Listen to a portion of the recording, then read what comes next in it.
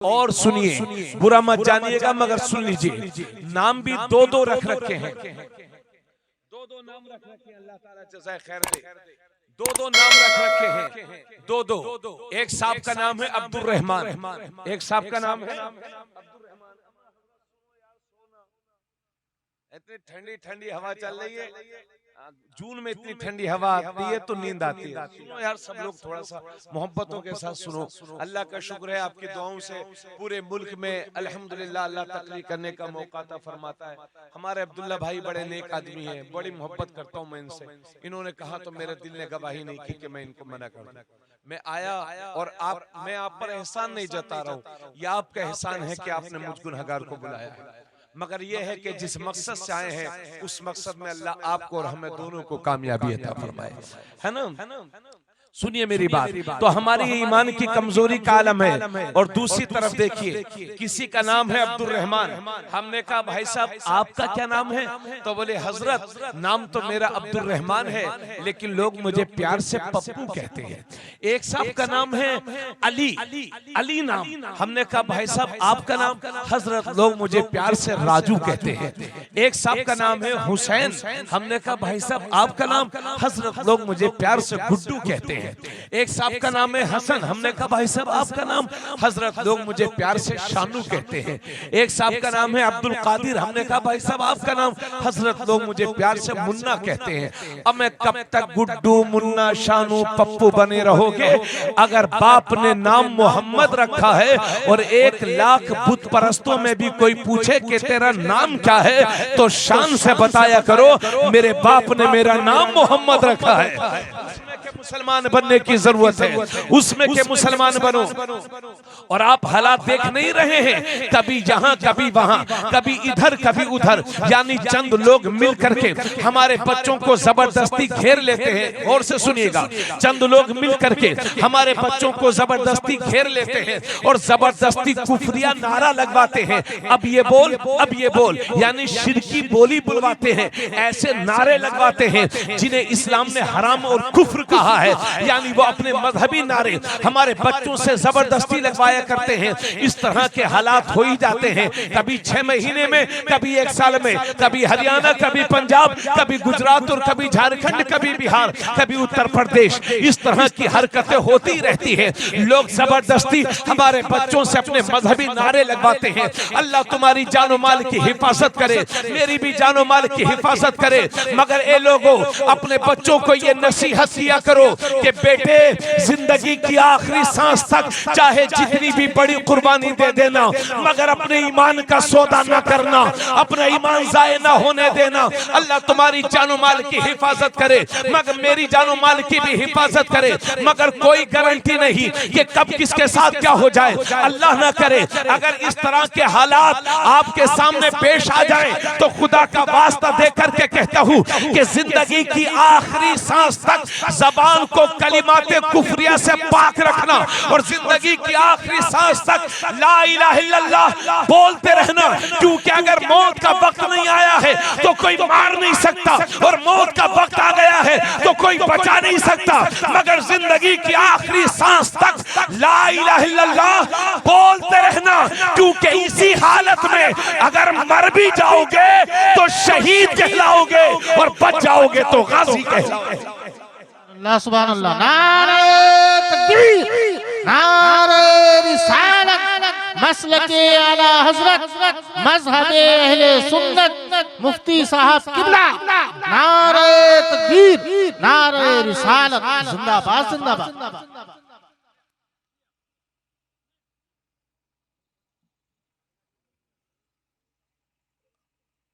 ऐसी हालत में आखिरी दम तक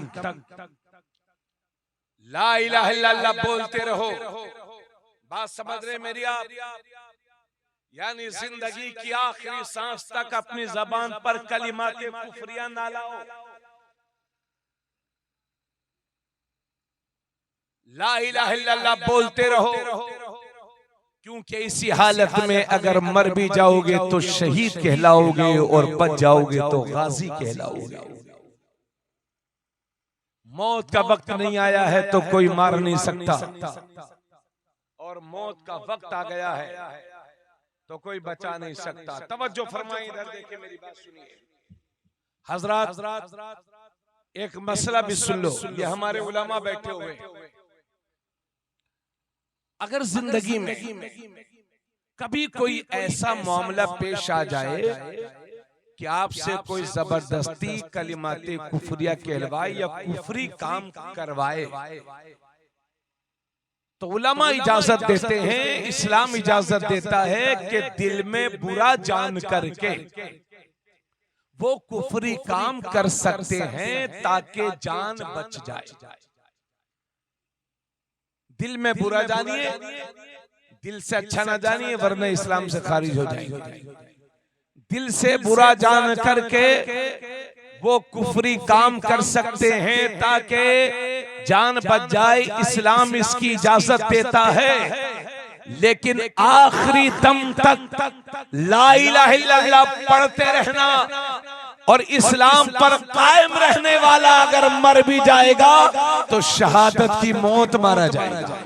अल्लाह शहादत को रुतबा अता फरमाएगा। इसी वजह से जमील कादरी कहते हैं कि मैं वो सुन्नी हूँ जमीले कादरी, मरने के बाद मेरा लाशा भी कहेगा अस्सलातु वस्सलाम, मेरा लाशा भी कहेगा अस्सलातु वस्सलाम। हजरत, ईमान की हिफाजत के बाद जब हमारा अकीदा अच्छा हो गया और हम कुफ्र शिर्क से भी बच गए, ये भी याद रखिए। ये मेरे हाथ में 10 का नोट है, नेपाल की सबसे ज्यादा दौड़ती हुई करेंसी 10 का नोट। इसमें आप देखें कि एक बना है, उसके बाद 0, रुपये बने 10, इसी पर एक 0 और लगा दो, माल बन जाएगा 100 रुपया। उसी पर एक 0 और लगा दो, माल बनेगा 1000 रुपया। उसी पर एक 0 और लगाइए, माल बनेगा 10,000। उसी पर एक 0 और लगाइए, माल बनेगा 1 लाख। यानी 0 बढ़ाते रहिए, कीमत बढ़ती रहेगी। अब एक काम करिए, इस 1 को हटा दीजिए, अब कितना बचा? 0 0 0 0। चाहे नेपालगंज तक 0 लगाइए फिर भी 0, चाहे नानपारा तक 0 लगाइए फिर भी 0, चाहे दिल्ली तक 0 लगाइए फिर भी 0, चाहे काठमांडू तक 0 लगाइए फिर भी 0। क्योंकि इन 0 की कीमत इस इकाई के साथ है। अगर इकाई है तो 10 है, इकाई है तो 100 है, इकाई है तो 1000 है, इकाई है तो 10,000 है, इकाई है तो 1 लाख है। इसी छोटी सी मिसाल के साथ ये भी समझ लो, गोया के इसी इकाई की तरह हमारा ईमान है। अगर ईमान है तो नमाज कबूल है, अगर ईमान है तो रोजा कबूल है, अगर ईमान है तो ज़कात कबूल है, अगर ईमान है तो हज कबूल है, अगर ईमान है तो सब कुछ कबूल है, वरना सब कुछ फजूल है।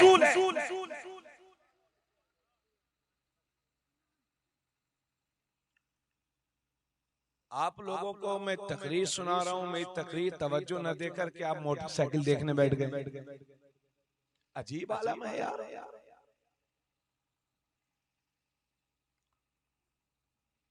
आप सुनेंगे नहीं तो मैं सुनाऊंगा कैसे? तो मेरे कहने का मतलब ये है कि खुले कुफ्र से भी और छुपे कुफ्र से भी अपने ईमान की हिफाजत करो। समझ गए? खुले कुफ्र से भी और छुपे कुफ्र से भी। ऐसे रास्ते पर चलो कि जिस रास्ते में अल्लाह के हर नेक बंदे का एहतराम बताया गया। ठीक है हजरत, ईमान की पुख्तगी के बाद, अकीदे की सेहत के बाद एक मुसलमान के लिए जो सबसे ज्यादा जरूरी चीज है वो है 5 वक्त की नमाज। हमारे कारी मुजफ्फर साहब तशरीफ रखते हैं। ये माइक यार आवाज बहुत खींच रहा है, बोल नहीं पा रहे इसमें। मैं आराम से बोलूंगा। कारी मुजफ्फर साहब हमारे बैठे हुए हैं। अगर ये मुझसे कान में कहें कि मौलाना साहब आप ये बात बोल दीजिए फिर भी मैं इनकी बात न सुनूं, तो दोबारा मुझसे फिर कहेंगे हजरत ये बोल दीजिए, फिर भी मैं इनकी बात न सुनूं, तो तीसरी बार मुझसे कहेंगे कि हजरत मैं ये कह रहा था कि ये भी बोल दीजिए, फिर भी ना मानूं, तो बोलो ये नाराज होंगे कि नहीं? नाराज होंगे ना? आप गौर फरमाएं कि अगर ये बात कोई एक बात मुझसे 3 बार कहे और मैं न मानूं तो ये नाराज हो जाएं। सोचो तो सही, मेरा रब मुख्तलिफ सेगों के साथ कुरान में 700 बार नमाज का जिक्र फरमा रहा है, फिर भी हम नहीं पढ़ेंगे तो रब की रहमत रूठेगी कि नहीं? रब नाराज होगा कि नहीं? आज हमारी जिल्लत और रुसवाई का जो सबसे बड़ा सबब है वो ये है कि हमारा रब हमसे नाराज है, हमारा रब हमसे रूठा हुआ है। इसलिए लोगों, अपने नाराज रब को राजी कर लो, अपने रब को खुश कर लो, अपने मौला को मना लो, इंशाल्लाह ये हमारे दिन बेहतर हो जाएंगे। हजरत, इतनी बातों के बाद अब आइए आका करीम सल्लल्लाहु अलैहि वसल्लम की तालीम सुने। नबी करीम सल्लल्लाहु अलैहि वसल्लम ने फरमाया, ए लोगों, जब तुम्हारे बच्चे 7 बरस के हो जाएं तो उन्हें नमाज का हुक्म करो, और जब तुम्हारे बच्चे 10 साल के हो जाएं तो उन्हें मार मार करके नमाज पढ़ाओ। लेकिन डंडे से नहीं मारना है, तंबीह कर देना, डांट देना है, ताकि आपका बच्चा नमाज का आदी हो जाए। हालांकि ये उलमा जानते हैं, हुफाज़ कुर्रा हैं, कि 10 साल के बच्चे पर नमाज फर्ज नहीं होती, मगर इतनी ताकीद के साथ मेरे नबी इसलिए फरमा रहे हैं ताकि जब हमारा बच्चा बालिग हो तो नमाज छोड़ने का ख्याल भी न कर सके।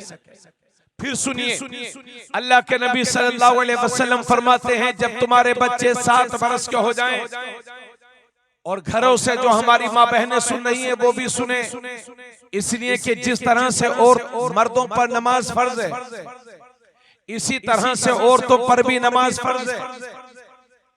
उन चंद दिनों को छोड़ करके कि जब औरत को हर महीने जो खून आता है, जिसे हैज का खून कहते हैं, जिसकी मुद्दत कम से कम 3 दिन है और ज्यादा से ज्यादा 10 दिन है, अगर 10 दिन के बाद भी खून आता है तो वो नापाक हैज का खून नहीं है, वो बीमारी का खून है, और उस हालत में नमाज पढ़ी जाएगी। और जिन दिनों में हैज का माहवारी का खून आता है, उन दिनों में अल्लाह ने औरतों पर नमाज को माफ फरमा दिया है। और जब बच्चा पैदा होता है तो बच्चा पैदा होने के बाद जो खून आता है उसे निफास कहते हैं, जिसकी कम से कम मुद्दत मुतय्यन नहीं है और ज्यादा से ज्यादा 40 दिन के बाद वो खून आता है, तो वो बीमारी का खून है। औरत उस हालत में नमाज पढ़ेगी, लेकिन जब तक निफास का खून आता है, बच्चे की पैदाइश का खून, अल्लाह ने औरतों पर नमाज को माफ कर दिया है। ये 2 हालतें हैं, हैज और निफास की, कि जब औरत पर नमाज माफ है, वरना जिंदगी में जब से औरत बालिगा हुई है या मर्द बालिग हुआ है, उस वक्त से लेकर जिंदगी की आखिरी सांस तक, जब तक शराइत पूरे पाए जा रहे हैं, अल्लाह ने हर मुसलमान पर नमाज को फर्ज फरमा दिया।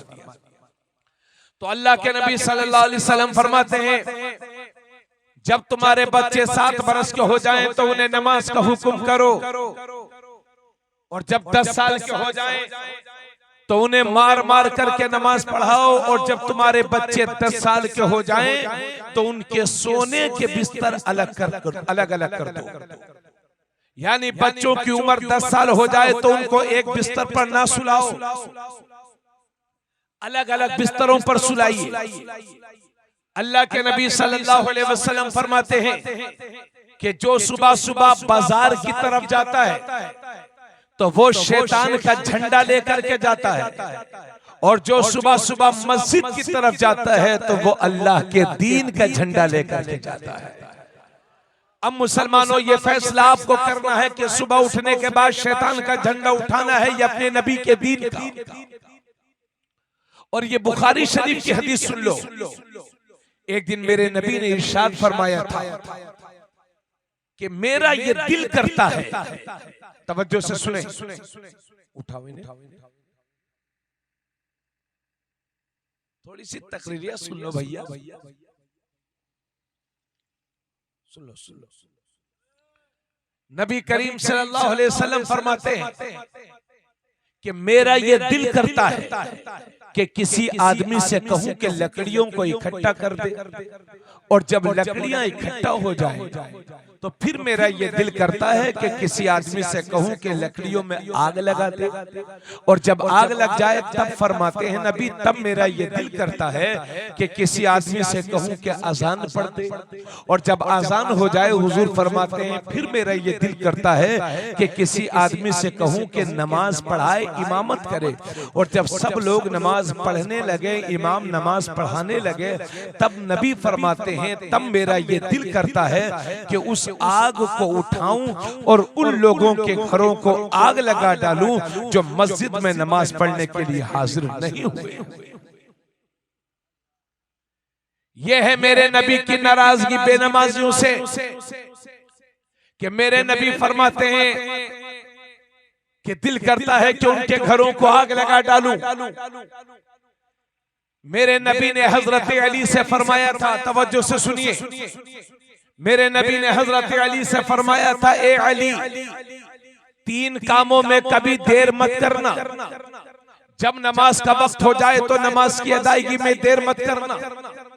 जब जनाजा तैयार हो जाए तो उसकी नमाज जनाजा पढ़ने में देर मत करना।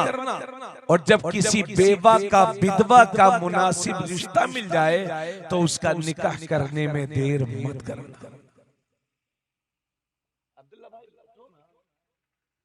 थोड़ी देर और बैठ जाओ खैरियत के साथ।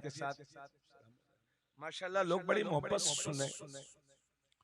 क्या फरमाया नबी ने हजरत अली से कि 3 कामों में कभी देर मत करना। जब नमाज का वक्त हो जाए तो नमाज की अदायगी में देर मत करना। जब जनाजा तैयार हो जाए तो नमाज जनाजा पढ़ने में देर मत करना। और जब किसी बेवा का, विधवा का मुनासिब रिश्ता मिल जाए तो उसका निकाह करने में देर मत करना। अपने मुल्क में नारा लगता है बेटी पढ़ाओ बेटी बचाओ, नारी को सम्मान दो, मगर आज भी कुछ लोग इस मुल्क में ऐसे हैं और पूरी दुनिया में कि अगर सुबह सुबह किसी बेवा पर नजर पड़ जाए तो कहते हैं आज का दिन तो हमारा मनहूस गुजर गया, खराब हो गया, सुबह सुबह विधवा पर हमारी नजर पड़ गई। अरे भाई, मरा है उसका शोहर तो इसमें बेचारी औरत का क्या कसूर है? बोलो भाई, उसमें औरत का क्या कसूर है? और ये घटिया काम तो आप लोग भी करते हैं। अगर आप कहीं कार से नानपारा या काठमांडू या नेपालगंज जा रहे हो कार से या मोटरसाइकिल से, और कोई बिल्ली सामने से गुजर जाए, बिल्ली या कुत्ता, तो मियां वहीं तो रुक जाते हो आप, वहीं रुक जाते हैं कि पहले कोई दूसरा गुजरेगा तब हम निकलेंगे। अब मैं ये घटिया सोच आप में, हम में कहां से पैदा हो गई? बहुत सारे लोग फोन करते हैं हमारे पास, हजरत शादी करनी है बेटी की, जरा तारीख बताइए अच्छी सी। तो हमने कहा भाई सारे दिन अल्लाह के बनाए हुए हैं, हर तारीख अच्छी। बोले नहीं हजरत देख लीजिए। तो कभी कभी दिल में आता है कि जवाब दूं कि अगर तेरा पैसा हलाल है, जिस पैसे से शादी करेगा, अगर वो पैसा हलाल है तो हर दिन तेरा अच्छा है, और अगर वो पैसा हराम है तो हर दिन तेरा खराब है। ये बिल्ली कुत्तों के चक्कर में मत पड़िए यार। जिस कौम के पास बिस्मिल्लाह जैसी अनमोल चीज हो, उस कौम को किसी मैदान में पीछे नहीं रहना चाहिए। जिंदगी के किसी भी मैदान में परेशानी का सामना करना पड़े, बिस्मिल्लाह पढ़ के आगे बढ़िए, मेरा रब कामयाबी अता फरमाएगा। इसलिए ये शिरकिया और कुफरिया बस अपने जहनों से निकाल दो। समझ गए? नारी को सम्मान दो, नारी को इज्जत दो, बेटी बचाओ बेटी पढ़ाओ। जब बात आ गई है तो ये भी सुन लो थोड़ा सा।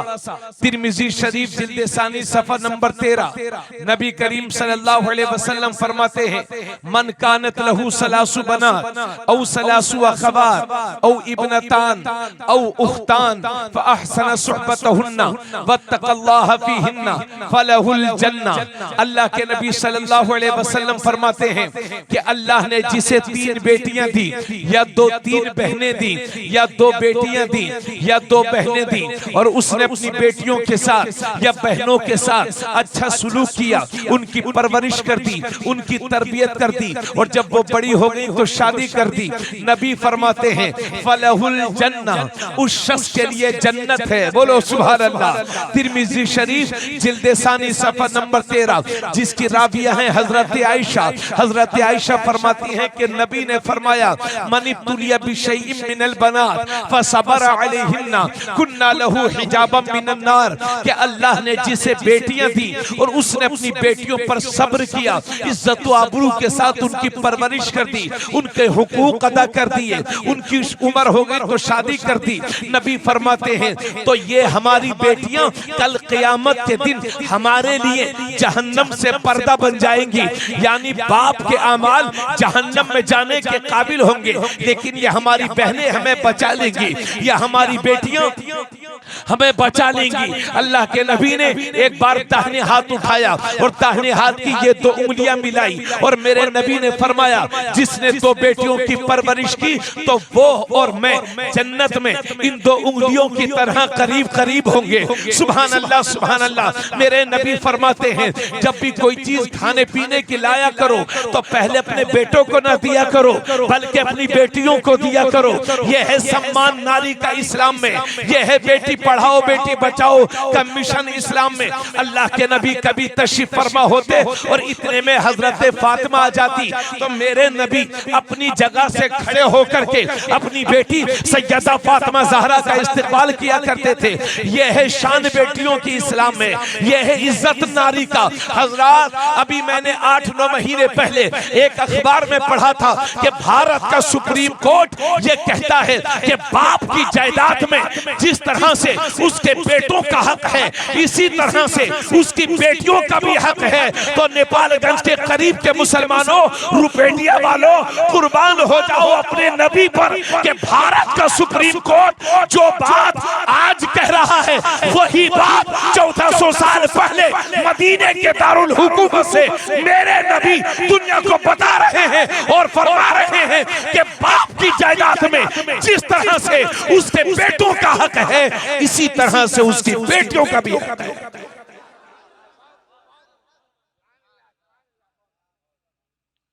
जोर से बोलो सुभान अल्लाह। इसलिए अल्लाह ने बेटियां दी हैं तो इज्जत करो। और एक बात यहां पर और गुजर जाऊं कह करके, अल्लाह ने इन बेटियों को हमारे लिए रहमत बना के भेजा है, ठीक है ना।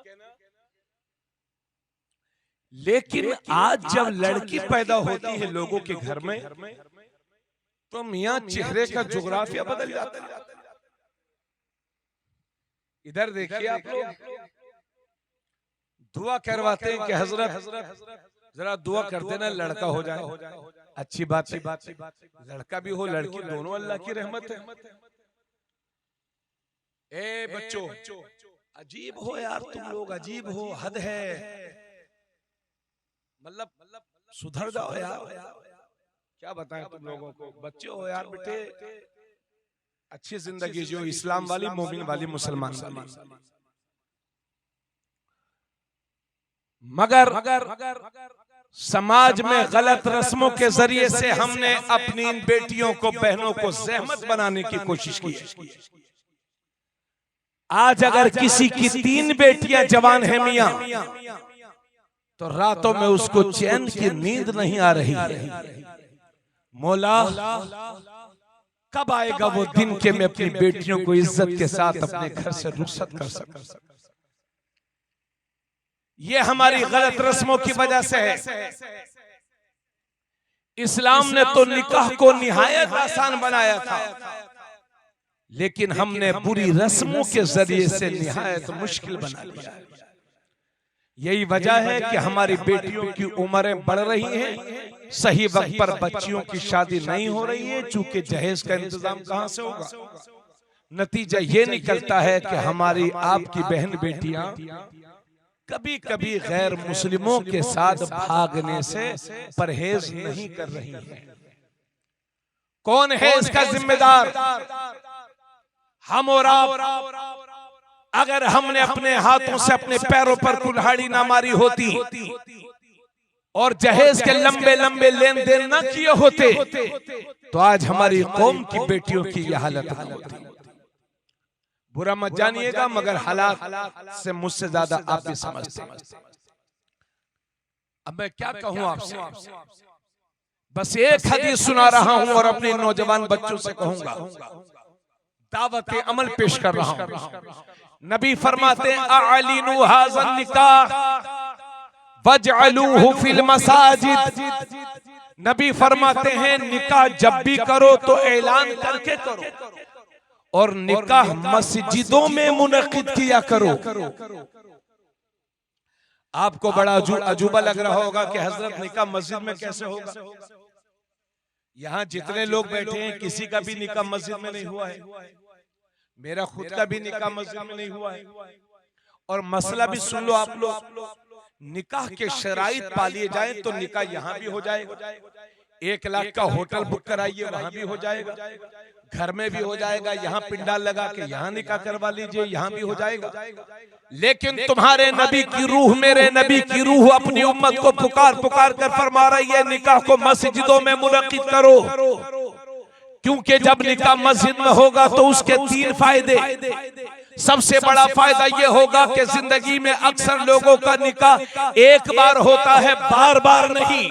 तो हुजूर फरमाते हैं निकाह अक्सर लोगों का एक बार होता है, बार बार नहीं। तो हुजूर फरमाते हैं इस निकाह को मस्जिद में मुनक्किद करो, क्योंकि जब निकाह मस्जिद में होगा तो तुम्हारे निकाह में कोई नापाक शामिल नहीं होगा, सिर्फ पाक लोग शामिल होंगे। और दूसरी बात यह है कि निकाह के बाद जो हजारों रुपयों के पटाखे फूटे जाते हैं वो नहीं फूटेंगे। और तीसरी बात यह है कि निकाह के बाद जब निकाह पढ़ाने वाला या इमाम मोहतरम या काजी इस्लाम या कारी कुरान या हाफिज कुरान दुआ करता है तो हदीस में लिखा है मुसलमान जब मस्जिद में दुआ करते हैं तो मुसलमानों की दुआओं के साथ साथ अल्लाह के फरिश्ते भी आमीन कहा करते हैं। हमारे लिए जब फरिश्ते आमीन कहेंगे तो वो दुआएं कबूल होंगी कि नहीं? बोलो भाई। इसलिए बच्चों जिनकी शादी नहीं हुई है मैं उनसे कहता हूं कि अगर हो सके अल्लाह आपको तौफीक दे तो अपने निकाह मस्जिदों में करवाओ। ये मेरे नबी की सुन्नत है और आप चाहे अमल करो या ना करो, लेकिन आज सैयद साहब की मौजूदगी में तबरेज़ आलम कादरी वादा करता है कि इंशाअल्लाह जहां तक मेरे खानदान में मेरी चलेगी अपने बच्चों के निकाह इंशाअल्लाह मस्जिद में करवाऊंगा। और चाहे जहेज दूं या ना दूं, लेकिन शरीयत ने मेरी बेटियों का जो हक मेरी जायदाद में मुकर्रर कर रखा है इंशाअल्लाह वो जरूर दिया। हम सिर्फ खोखले नारे लगाने वाले रह गए हैं, हम अपनी जिम्मेदारियों का एहसास नहीं कर रहे हैं। आज मुसलमानों की हालत बस रोना, अल्लाह अल्लाह हम परेशान हैं। अरे परेशान तो है, खुद की वजह से परेशान है ना। उसकी वजह क्या है? 90% मुसलमान 5 वक्त की नमाज नहीं पढ़ते। ए बच्चे तुम लोगों को इतना समझा रहा हूं, मतलब